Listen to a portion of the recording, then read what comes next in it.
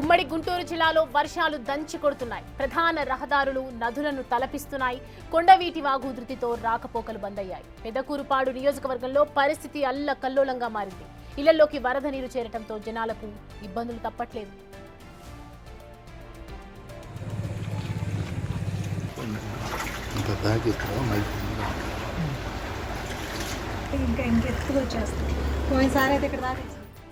Right, visuals లో చూస్తున్నా మనం గుంటూరు జిల్లాలో ఉన్నటువంటి పరిస్థితి కనిపిస్తోంది. ఇళ్లలోకి వరద నీరు వస్తూ ఉంది. వాటర్ అంతా కూడా మనం కిచెన్ లో చూడొచ్చు. ఒకసారిగా అబ్జర్వ్ చేస్తే కనుక ఇళ్లలో లోతట్టు ప్రాంతాల వైపు ఉన్నట్లు అనుకుంటుంది. ప్రస్తుతం అయితే మనం చూస్తూ ఉన్నాము.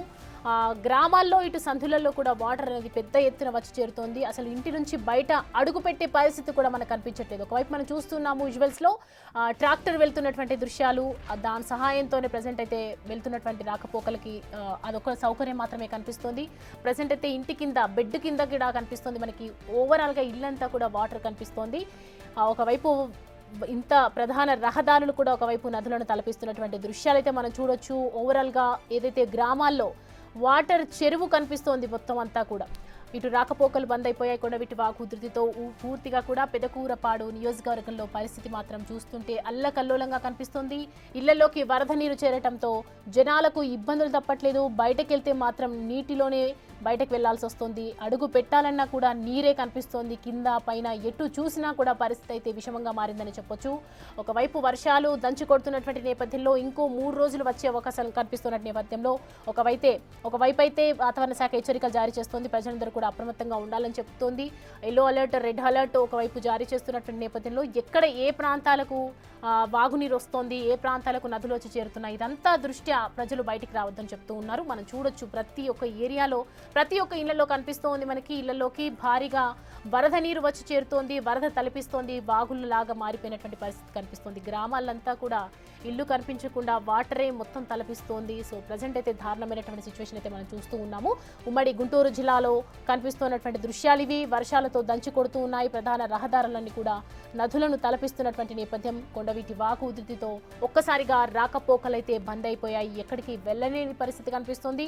పెద్ద పనులు అయితే పెద్ద వాహనాలు, ట్రాక్టర్లు కావచ్చు, ఇటు లారీలు కావచ్చు, దాంట్లో మాత్రమే వెళ్ళగలిగే సిచ్యువేషన్. నార్మల్ బైక్స్, స్కూటీస్ కానివ్వండి, ఆటోలు వెళ్ళే పరిస్థితి కనిపించట్లేదు. ఎందుకంటే ఆల్మోస్ట్ మోకాళ్ళ లోతుకున్నటువంటి వర్షాలు కనిపిస్తూ ఉన్నాయి. కాబట్టి ప్రతి ఒక్కరి పరిస్థితి ఇబ్బందులు పడుతూ ఉన్నారు. అక్కడ ఉన్నటువంటి ప్రజలు, గ్రామాల్లో ఉన్నటువంటి నివాసంలో ఇళ్లలో ఉన్నటువంటి వాళ్ళైతే అసలు బయటకు వెళ్ళలేని సిచ్యువేషన్ అయితే కనిపిస్తూ ఉంది. అది కూడా కావాలి. కాలర్ మైక్ ఉంటుంది, వైర్ అవసరంలా.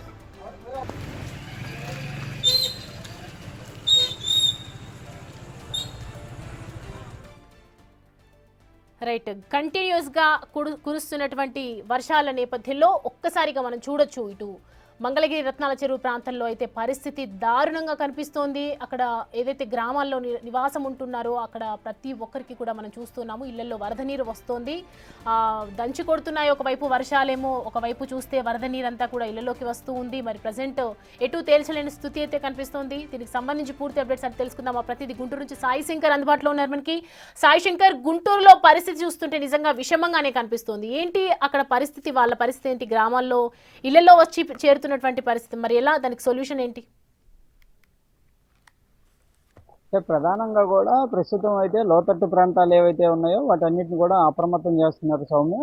వాటికి అధికారులు కూడా కలెక్టర్లు ఎవరైతే ఉన్నారో, దాంతోపాటు డిజాస్టర్ మేనేజ్మెంట్కి సంబంధించినటువంటి అధికారులు కూడా క్షుణ్ణంగా లోతట్టు ప్రాంతాలకైతే విజిట్ చేస్తున్నారు. అక్కడ ఎలాంటి పరిస్థితి ఉంది, ఎవరెవరు ఈ రెయిన్ ఎఫెక్టెడ్ అయ్యారు, వరద ఉధృతిలో ఇప్పుడు పెరిగేటటువంటి అవకాశం ఉంది కాబట్టి రాత్రికి ఇంకా ఎఫెక్ట్ అయ్యేటటువంటి ఏరియాలు ఏంటి, ఇవన్నీ కూడా ఐడెంటిఫై చేస్తున్నారు. వాళ్ళందరినీ కూడా సురక్షిత ప్రాంతాలకి తరలించే విధంగా కూడా ఒక రోడ్ మ్యాప్ని అయితే క్రియేట్ చేసుకుంటున్నారు. దగ్గరలో షెల్టర్స్ కూడా ఏర్పాటు చేయాలనే విధంగా కూడా ఇప్పటికే ముఖ్యమంత్రి కార్యాలయం నుంచి కూడా అధికారులందరూ కూడా ఆదేశాలు వచ్చినటువంటి నేపథ్యంలో ఏ ప్రాంతాల్లో లోతట్టు ప్రాంతాలు ఉన్నాయో వాళ్ళందరికీ అందుబాటులో షెల్టర్లను కూడా ఏర్పాటు చేస్తున్నారు. వారు అక్కడికి తరలించే విధంగా చూస్తున్నారు. అయితే ప్రధానంగా కూడా కొన్ని ప్రాంతాలు ఇప్పటికైతే ఇంకా ఎఫెక్ట్ అవ్వలేదు, కానీ అర్ధరాత్రి సమయంలో ఎఫెక్ట్ అయ్యేటటువంటి అవకాశాలు ఉన్నాయనే విధంగా అంచనా వేస్తున్నారు. వీటిల్లో ప్రధానంగా బాపట్ల జిల్లాలో ఉన్నటువంటి లంక గ్రామాలు ఏవైతే ఉన్నాయో అవన్నీ కూడా కంపల్సరిగా రాత్రికి వచ్చేటటువంటి కృష్ణా నది ఉధృతి వల్ల వాళ్ళంతా కూడా ఎఫెక్ట్ అయ్యేటటువంటి అవకాశాలు ఉన్నట్లు అంచనా వేసిన నేపథ్యంలో వాళ్ళందరినీ కూడా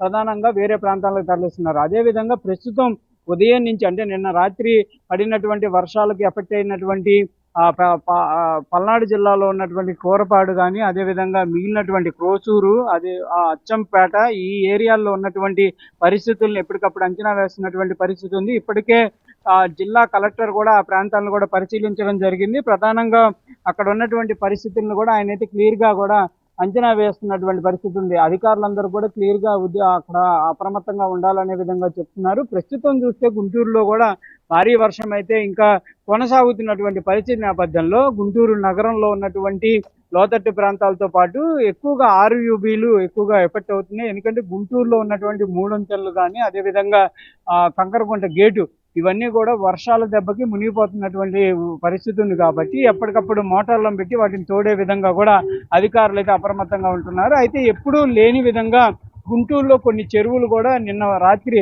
వర్షానికి పొంగి పొర్లినటువంటి పరిస్థితి ఉంది. అయితే మధ్యాహ్నానికి అవన్నీ కూడా క్లియర్ అయినప్పటికీ కూడా ఈ రోజు రాత్రికి మళ్ళీ భారీ వర్షం పడితే ఆ చెరువులు పొంగేటటువంటి అవకాశం ఉందనే విధంగా కూడా అంచనా వేస్తున్నారు. అందుకే అక్కడ ఉన్నటువంటి అధికారులను కూడా అప్రమత్తం చేస్తున్నారు. దాంతోపాటు కొండవీడు వాగు అనేది ఉదయం నుంచి కూడా ఉధృతంగా ప్రవహిస్తూ రోడ్డు అంతా కూడా బ్లాక్ చేయడం జరిగింది. అమరావతికి వెళ్ళేటటువంటి ప్రధాన రహదారి అంతా కూడా బ్లాక్ అవడంతో తీవ్ర ఇబ్బందులను అయితే ప్రజలు ఎదుర్కొన్నారు. ప్రస్తుతానికైతే కొంత తగ్గుముఖం పట్టినప్పటికీ కూడా రాత్రికైతే కొనసాగేటటువంటి అవకాశాలు ఉన్నాయి. దాంతోపాటు మంగళగిరి నియోజకవర్గంలో మంగళగిరి పట్టణంలో ఉన్నటువంటి టౌన్లో రత్నాల చెరువు కూడా ప్రస్తుతం అయితే ఉధృతంగా మారుతున్నటువంటి నేపథ్యంలో కొన్ని ఇళ్లలో కూడా నీరు చేరుతున్నాయి. వాళ్ళని అక్కడి నుంచి తరలించే విధంగా కూడా ఎన్డీఆర్ఎఫ్ వాళ్ళు అయితే ప్రయత్నం చేస్తున్నారు. ఎలాంటి ఇబ్బందికర పరిస్థితులు లేకుండా ఈ వర్షాలను అప్రమత్తంగా ముందుకు వెళ్లాలనే విధంగా కూడా అధికారులకు అయితే సూచనలు చేస్తున్నటువంటి పరిస్థితి ఉంది. ఇదంతా కూడా ఒక ఎఫెక్ట్ అయితే కంపల్సరిగా ఈ వర్షం అయితే ఇదే విధంగా కొనసాగితే మాత్రం అధికారుల అంచనా ఏదైతే ఉందో దానికంటే కూడా ఎక్కువగానే వరద ఎఫెక్ట్ ఉండేటటువంటి అవకాశం ఉన్నట్లు కూడా కొంతమంది విశ్లేషకులు అయితే చెప్తున్నారు. ఎందుకంటే ఎప్పుడూ లేని విధంగా ఈరోజు మంగళగిరి నియోజకవర్గంలో ఉదయం సమయంలో 2 గంటల్లో 20 సెంటీమీటర్ల వర్షం నమోదవటం అక్కడ అందరినీ కూడా చెమటలు పట్టించింది అనే విధంగా చెప్పొచ్చు. ఎందుకంటే ఎలాంటి పరిస్థితి ఎదుర్కోవాల్సి వస్తుందా అనే విధంగా ప్రజలు అధికారులు కూడా ఒక రకంగా భయాందోళనకు గురైనటువంటి పరిస్థితి. గుంటూరు నగరంలో ఉన్నటువంటి అనేక ప్రాంతాలు కూడా ఉన్నాయి. అయితే ఇవంతా కూడా కొంత పట్టణ ప్రాంతాలు అయినప్పటికీ లోతట్టు ప్రాంతాలు రూరల్ ఏరియా ఏవైతే ఉంటాయో వాటన్నిటికీ ప్రస్తుతం అప్రమత్తంగా చేస్తున్నారు. ఎందుకంటే పంట పొలాలంతా కూడా మునిగిపోతున్నటువంటి నేపథ్యంలో కొంతమంది జాలర్లు అక్కడికి వెళ్ళి చేపలు పట్టేటటువంటి ప్రయత్నం చేస్తున్నారు. ఇందులో భాగంగానే వెళ్ళి ఉద్దండరాయపాలెంలో 2 చనిపోవడం జరిగింది. అదేవిధంగా సత్తెనపల్లిలో ఒక అనుమానాస్పదంగా ఒక వరదల్లో ఒక మృతదేహం కూడా కొట్టుకొని రావడం జరిగింది. మొత్తం జిల్లా వ్యాప్తంగా ఇప్పటికైతే అఫీషియల్ గా 3 చనిపోయినట్టు కూడా ఈ వరదల వల్ల అంచనా వేస్తున్నారు. మరికొంతమంది కూడా ఎఫెక్ట్ అయినట్టు తెలుస్తుంది. అందుకే ఎవరైతే ఈ చేపలు పట్టేటటువంటి వాళ్ళందరూ కూడా అప్రమత్తంగా ఉండాలి. ఎక్కడ పడితే అక్కడ చేపలు పట్టడానికి లోతుల్లో దిగొద్దు అనే విధంగా కూడా అధికారులు చెప్తున్నారు. ఎందుకంటే వరద ఉధృతి అనేది ఏ విధంగా కొనసాగుతుంది అనేది చెప్పలేము. వరద అనేది ఒక్కసారిగా ప్రవాహం పెరిగేటటువంటి అవకాశాలు ఉంటాయి. అంచనాలకు మించి కూడా వరద ఉండేటటువంటి అవకాశం ఉంటుంది. కాబట్టి చేపలు పట్టడం ఇలాంటివి చేయొద్దు అనే విధంగా కూడా సూచనలు చేస్తున్నటువంటి పరిస్థితి అయితే కనిపిస్తుంది. ఎక్కడికక్కడ పోలీస్ సిబ్బందిని కూడా పెట్టి అప్రమత్తంగా చేస్తున్నారు. నగరంలో కూడా తీవ్రమైనటువంటి ట్రాఫిక్ సమస్యలు అంటే గుంటూరు నగరంలో ఉన్నటువంటి 2 వంతెనల కింద కూడా ఈ రెయిన్ ఎఫెక్ట్ వల్ల ఇబ్బందికర పరిస్థితులుగా ఉంటున్నాయి. కాబట్టి వాటన్నిటిని కూడా ట్రాఫిక్ సిబ్బంది కూడా క్లియర్ చేయాలనే విధంగా కూడా జిల్లా ఎస్పీ కూడా ఆదేశించినటువంటి నేపథ్యంలో పోలీసులు కూడా అలర్ట్ గా ఉంటున్నటువంటి పరిస్థితి కనిపిస్తుంది. ఈ రోజు రాత్రి సమయంలో ఎలాంటి పరిస్థితి కొనసాగుతుంది అనేది కొంచెం అందరికీ కూడా ఆందోళన కలిగిస్తున్నటువంటి అంశం. ఎందుకంటే నిన్న నైట్ కంటిన్యూగా కూడా 3-4 అవర్స్ రెయిన్ అనేది భారీ సంఖ్యలో కూడా రావడంతోనే ఇదంతా కూడా వరద ఉధృతి కొనసాగింది. అదే పరిస్థితి ఈ రోజు కొనసాగితే ఎలాంటి పరిస్థితి ఉంటుందనే దానిపైన మాత్రం అందరూ ఆందోళన చెందుతున్నారు. కంపల్సరీగా అప్రమత్తంగా ఉండాలనే విధంగా చెప్తున్నప్పటికీ కూడా కొంత ఆందోళన అయితే కనిపిస్తున్నటువంటి పరిస్థితి కనిపిస్తున్నాయి. అయితే సాయిశంకర్ ఇప్పుడు ప్రస్తుతం మనం చూస్తున్నా ఇంకా 3 రోజులు కూడా వచ్చే అవకాశాలు ఎక్కువగా కనిపిస్తున్నాయి చెప్తున్నారు ఒకవైపు వాతావరణ శాఖ అధికారులు కూడా. సో ప్రజెంట్ ఇప్పుడున్నటువంటి సిచ్యువేషన్లో గ్రామాల్లో చాలా మంది చిక్కుకుపోయారు కదా, వాళ్ళ పరిస్థితి ఎట్లా మరి? అంటే వాళ్ళకి ఫుడ్ అందించడం కానివ్వచ్చు, వాళ్ళని వేరే ప్రాంతాలకు సురక్షిత ప్రాంతాలకు తరలించే ప్రయత్నం ఏమైనా ఉందా?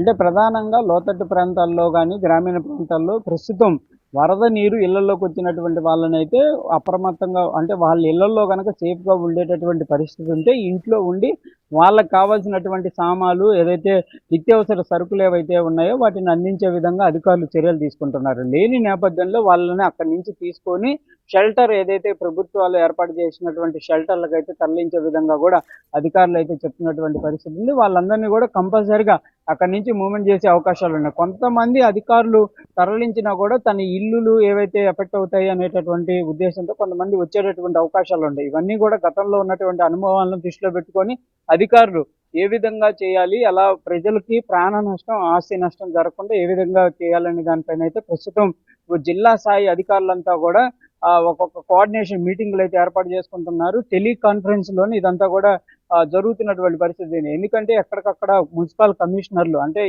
ఏ ప్రాంతానికి సంబంధించి ఆ ప్రాంతానికి మున్సిపల్ కమిషనర్లు, పోలీస్ ఆఫీసర్లు కూడా కోఆర్డినేషన్ చేసుకుంటున్నారు. అయితే ఎక్కడన్నా కొంతమంది పశువులకు సంబంధించినటువంటి వాటికి నష్టం జరిగేటటువంటి అవకాశాలు కూడా ఉంటాయి. ఎందుకంటే గ్రామీణ ప్రాంతాల్లో ఎక్కువగా పశు జీవనం ఉంటుంది.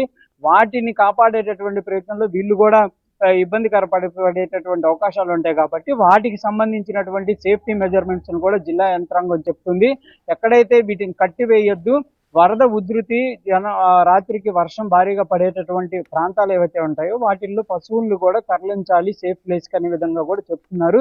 గ్రామీణ ప్రాంతాల్లోనే ఎక్కువగా ఇలాంటి ఎఫెక్టెడ్ ఉంటుంది కాబట్టి కంపల్సరిగా అక్కడ ఉన్నటువంటి స్థానికంగా ఉన్నటువంటి పరిస్థితులు అంచనా వేస్తూ ఎన్డీఆర్ఎఫ్, ఎస్డీఆర్ఎఫ్ బృందాలను కూడా అక్కడ అందుబాటులో ఉంచుతున్నారు. ఒక్కొక్క టీం నుంచి 4గురిని అక్కడ ఉంచుతున్నారు. బోట్లు కూడా ఏర్పాటు చేస్తున్నారు. ఏదైతే అత్యవసర పరిస్థితి కనుక ఏర్పడితే ఆ బోట్లలో నుంచి వాళ్ళని తరలించే విధంగా అయితే ప్రస్తుతం చర్యలు చేపడుతున్నటువంటి పరిస్థితులు అయితే కనిపిస్తున్నాయి. ఈ సంఘటనలో భాగంగానే ఉద్దండరాయపాలెంలో ఇద్దరు చనిపోయినటువంటి బృందం దగ్గర కూడా ఎస్డీఆర్ఎఫ్ బృందాలు చేరుకున్నాయి. ఎవరైతే చనిపోయినటువంటి మృతులకు సంబంధించినటువంటి డెడ్ బాడీల వెతికిలు అయితే కూడా జరుగుతుంది.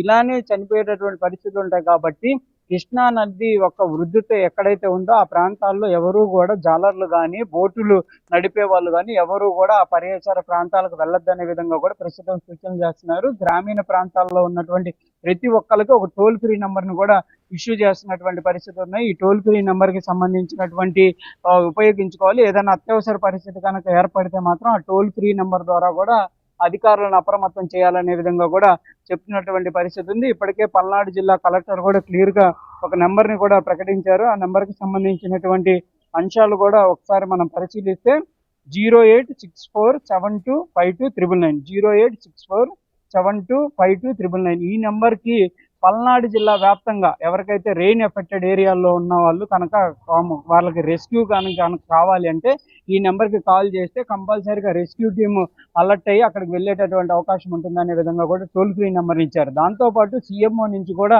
అనేక టోల్ ఫ్రీ నెంబర్ని అందుబాటులోకి తీసుకొని రావడం జరిగింది. ఆ టోల్ ఫ్రీ నెంబర్లకు కాల్ చేసి ఏ ప్రాంతంలో ఉన్న వాళ్ళు ఎఫెక్టెడ్గా ఉన్నారు, రెస్క్యూ టీం కనుక వాళ్ళకి కావాలి అనే విధంగా చెప్తే మాత్రం అక్కడికి రెస్క్యూ టీం వెళ్ళి వాళ్ళని సేవ్ చేసేటటువంటి పరిస్థితి ఉంటుందనే విధంగా అధికారులు చెప్తున్నారు. కాకపోతే కొన్ని ఏరియాల్లో ఇంకా ప్రజలు తమ దగ్గరికి అధికారులు ఎవరు రాలేదు అనే విధంగా కూడా కొంత ఫిర్యాదులు అవుతున్నటువంటి నేపథ్యంలో ప్రజాప్రతినిధులను కూడా అలర్ట్ గా ఉండాలనే విధంగా కూడా ఇప్పటికే ముఖ్యమంత్రి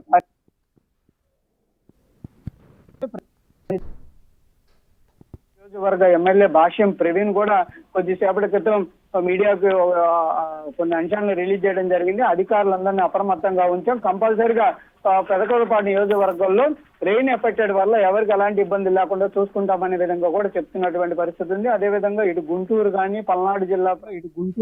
పల్నాడు జిల్లా ప్రాంత వ్యాప్తంగా కూడా బాపట్ల జిల్లాలో రేపు ఎఫెక్ట్ అయ్యేటటువంటి ఏరియాలు ఏవైతే ఉంటాయో వీటన్నిటిలో కూడా ప్రజాప్రతినిధులు కంపల్సరిగా ప్రజలకు అందుబాటులో ఉండాలనే విధంగా కూడా ఇప్పటికే ఆదేశాలు ముఖ్యమంత్రి కార్యాలయం నుంచి కూడా వచ్చినట్టు తెలుస్తుంది. కంపల్సరిగా గ్రామీణ ప్రాంతాల పైన దృష్టి పెట్టే విధంగా కలెక్టర్లు, జాయింట్ కలెక్టర్లు అదేవిధంగా కమిషనర్లు అయితే కోఆర్డినేషన్ చేసుకుంటున్నారు. ప్రస్తుతానికైతే మాత్రం 3 చనిపోయినట్లు కూడా అఫీషియల్ గా తేలుతుంది. ఆస్తి నష్టం మాత్రం ఎక్కడ జరిగినటువంటి పరిస్థితి లేదనే విధంగా చెప్తున్నారు. Right Sai Shankar, thanks for the updates.